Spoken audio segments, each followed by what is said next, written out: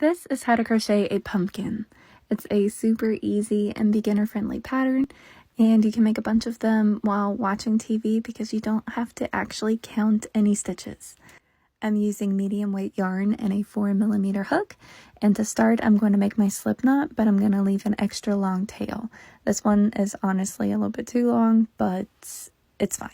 Next I'm going to chain 5, then I'm going to take my hook out of the loop, take the slip knot, move it over to the right, and I'm going to pick up that top loop of the first chain and then put my hook back into the original working loop.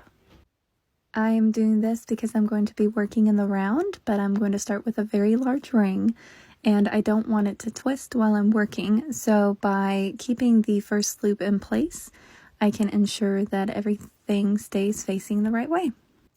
From here, I'm going to chain a total of 40 chains, but the number of chains isn't as important as the size, so this is actually where you determine what the size of your pumpkin is going to be. I want to have a 5-inch pumpkin or slightly smaller, so I want to make my chain about 4 inches, fold it in half like that. To close it, all I'm going to do is take that first loop and feed it through the second loop, and then I'm going to chain 1 to start row 1. And be sure to like and follow for part 2.